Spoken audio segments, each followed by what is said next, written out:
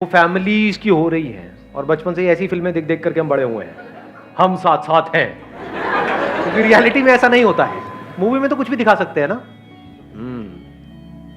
तो ये बहुत बड़ी कॉम्प्लिकेशन है।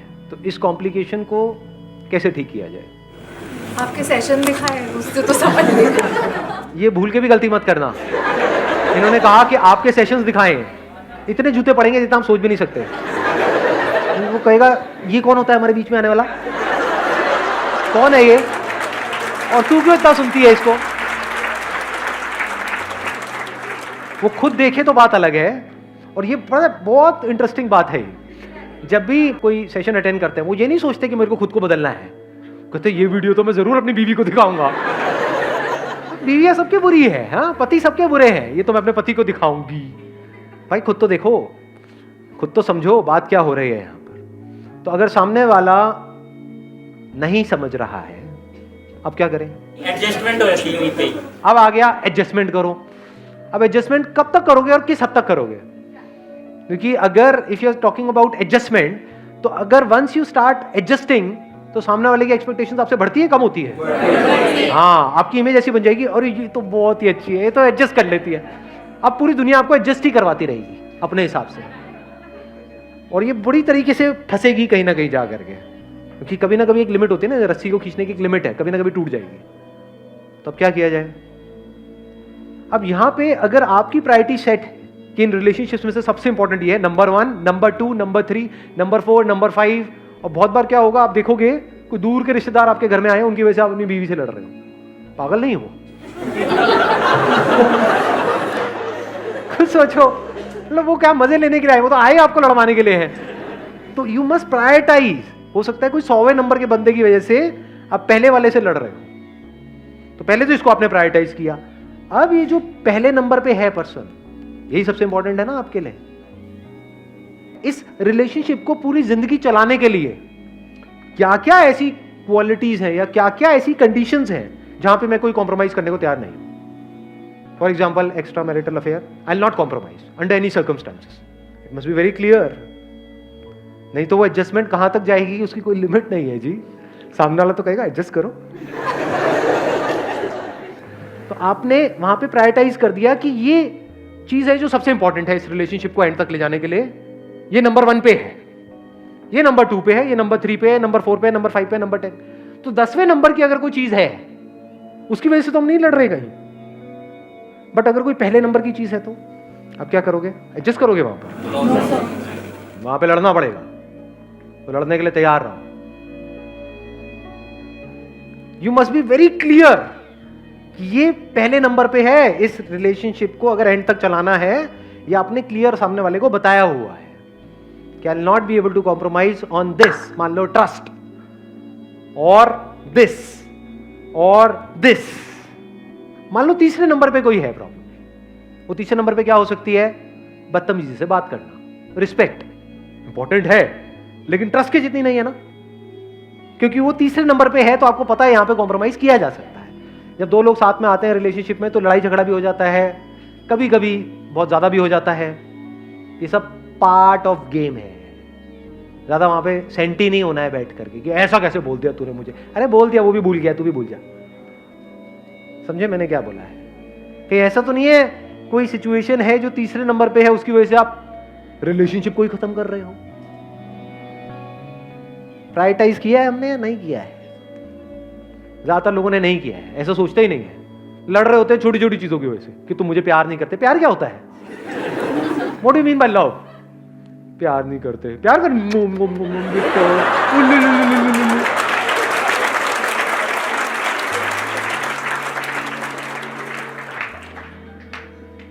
वेले फंडे होते हैं बहुत सारे लोग। आप अभी हंस रहे हो, लेकिन इन्हीं चीजों की वजह से लड़ाई झगड़े हो रहे होते हैं। अब यहां पर कुछ चीजें हैं, जब आपने प्रायोरिटाइज कर लिया है तो आपका माइंड बिल्कुल क्लियर है। तो नाउ यू आर क्लियर कि हाँ, ये जो टॉप 3 है, ये तो इस बंदे ने संभाल रखा है। यहां पे तो 100 में से 100 नंबर है इसके, और बाकी की जो है, यहां पे बंदा 0 है, 100 में से 0। अब क्या किया जाए? लगाओ। नहीं, एडजस्टमेंट क्यों आ गया फिर से? एडजस्टमेंट, ये एडजस्टमेंट क्यों इतना भरा पड़ा है आप लोगों के दिमाग में? हर जगह पे एडजस्टमेंट करें, क्यों एडजस्टमेंट करना है? यू आर एब्सोल्युटली क्लियर कि जो 3 चीजें इस रिलेशनशिप को एंड तक ले जाने के लिए सबसे इंपॉर्टेंट है, वो तीनों क्वालिटीज इस बंदे के अंदर है, बाकी की चेंज की जा सकती है। बहुत बार हम क्या होता है, हम बस अज्यूम कर लेते हैं कि हाँ सामने वाले को पता तो है, सामने वाला समझ लेगा ना। ये बड़ा अजीब सा फंडा है। सामने वाला नहीं समझता तो आप समझाओ ना उसको बताओ ना कि आप उससे कितना प्यार करते हो, उसको बताओ ना कि हम मरते दम तक साथ रहने वाले हैं, उसको हक करो ना डेली। एडजस्टमेंट क्यों करनी है? Why adjustment? एडजस्टमेंट का मतलब है जो टॉप 3 है यहां पे आप कॉम्प्रोमाइज कर रहे हो। Never adjust. कुछ चीजें हैं जहां पे एडजस्टमेंट नहीं करनी चाहिए और कुछ चीजें हैं जिनको बदला जा सकता है, तो एडजस्टमेंट है कहां? इट विल टेक टाइम, एक दिन में नहीं होगा। बिल्कुल ऐसा है जैसे किसी पौधे को बड़ा करना, उसकी केयर करनी पड़ेगी, उसको पानी देना पड़ेगा टाइम पे, पूरा ध्यान रखना होगा, आंधी तूफान से बचाना होगा। इसी केयर को प्यार कहते हैं। हर वो काम करना होता है जो आप चाहते हो कि आपके साथ हो। सिंपल है। आपको क्या अच्छा लगता है? कोई आपकी तारीफ करे, आपकी कमियां निकालता है? अच्छा लगता है? नहीं लगता है। कोई आपकी कमियां आपको बताता है, आपको पता है खुद में आप में कितनी कमियां हैं, खुद ही अपने आप को बताते रहते हो, ऊपर से कोई सामने से बता दे तो गुस्सा नहीं आता है। बट यही नहीं होता है रिलेशनशिप्स में। क्यों होता है ऐसा? क्यों हम सामने वाले को उसकी कमियां बताते रहते हैं? क्योंकि हम उसकी कमियां देखते रहते हैं।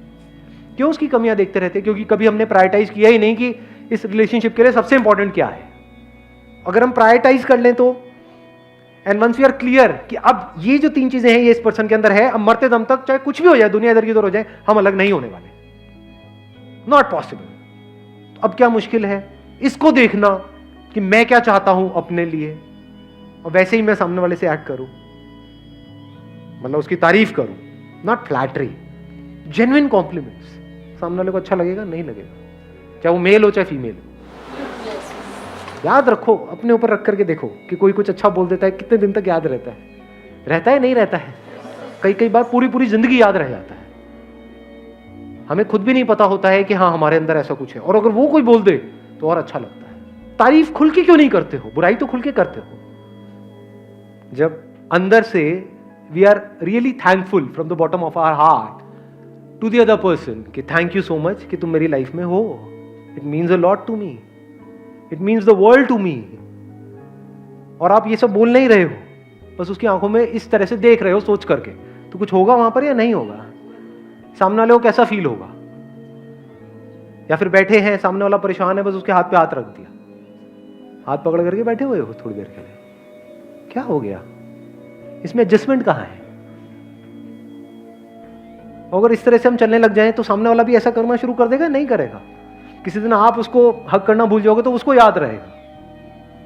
अब आपके फंडे ना लाइफ में क्लियर हो जाते हैं, एक बार प्रायोरिटाइजेशन हो जाता है। आपको पता है हाँ मेरे को सामने वाले से 3 ही एक्सपेक्टेशंस है, बस खत्म। प्रॉब्लम पता है क्या है? जड़ क्या है सारी प्रॉब्लम्स के लिए? आपको यही नहीं पता है आपको सामने वाले से कितनी एक्सपेक्टेशंस है। आपको यही नहीं पता है आपको सामने वाले से चाहिए क्या है। तो अगर वो सब कुछ भी कर देगा तब भी आपके लिए कम पड़ जाएगा। लोग कहते हैं एक्सपेक्टेशन नहीं होनी चाहिए। क्यों नहीं होनी चाहिए? होनी चाहिए। अगर आपके सामने वो घर में बैठ करके अपनी जो भी उसकी गर्लफ्रेंड है पुरानी, उसके साथ में हाथ डाल करके सुट्टा मार के अपने मुंह पे धुआं छोड़ेगा और वो भी छोड़ेगी, दोनों मिल करके छल्ले बनाएंगे धुएं के, और आपको कहेंगे देख के तारीफ करो इन छल्लों की, तो एक्सपेक्टेशंस होनी चाहिए? नहीं होनी चाहिए? ये सब नहीं चलेगा। तो एक्सपेक्टेशंस होनी चाहिए, बट क्लियर होनी चाहिए। You must be clear. सोचो कहीं पे काम करते हो और वो जो आपका एम्प्लॉयर है उसको यही नहीं पता है कि उसको आपसे चाहिए क्या है, तो आप कितना भी कर दोगे कम पड़ जाएगा। अगर वो पहले ही प्रॉपर्ली डिफाइन कर दे कि भाई तुझे महीने में ये 4 काम करने हैं और इसको 4 को अच्छे से करना है, ये किया तो तू एक अच्छा एम्प्लॉय है, नहीं किया तो एक खराब एम्प्लॉय है। वंस दैट इज क्लियर तो छोटी मोटी चीजें मैटर ही नहीं करती हैं। कभी सामने वाले ने कभी गुस्से में है, उसका मूड खराब है, उसने चीख चिल्ला करके कुछ बोल दिया, तो अगर तो कोई प्रायोरिटी सेट है ही नहीं, ये टॉप 3 है ही नहीं माइंड में, तो क्या होगा? वहां पे लड़ाई झगड़े शुरू हो जाएंगे, फिर पूरा पास्ट निकल करके सामने आ जाएगा। अगर प्रायोरिटाइजेशन हो रखा है तो क्लियर है कि हाँ ये इन टॉप 3 में कहीं पर भी नहीं है, बोल दिया थोड़ा बहुत, क्या हो गया? हंसोगे वहां पर, उसके मुंह पे नहीं तो जूते पड़ेंगे। मैं गुस्सा कर रही हूँ, नहीं ठीक है कोई, अब ठीक है मूड? हाँ अब ठीक है, छोटी मोटी चीजें मैटर ही नहीं करेंगी लाइफ में। प्रॉब्लम हमारी सारी छोटी मोटी चीजों की वजह से है। बड़े तक तो हम कभी जाते ही नहीं है, बड़ा तो कुछ सोचते ही नहीं है, छोटा चिंदी सोच है। नहीं, सुबह से रात तक जो आप दुखी होते हो वो किस लिए होते हो? कभी सोचा है? अपने माइंड में झांक करके देखा है? आप में से कितने हैं वो दुखी है इसलिए क्योंकि वो अमेरिका के प्रेसिडेंट नहीं बन पाए? एनीबॉडी? दुखी किस लिए है? अरे वो मैं वहां पर जा रहा था, मेरा ना कहीं बटुआ गिर गया, उसमें 25 रुपए थे।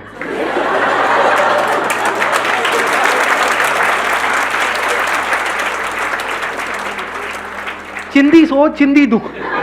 अबे दुखी होना है तो बड़ी चीजों के लिए हो ना लाइफ में, छोटी मोटी चीजों के लिए दुखी होते रहते हैं, उसी में हमारी लाइफ निकल जाती है।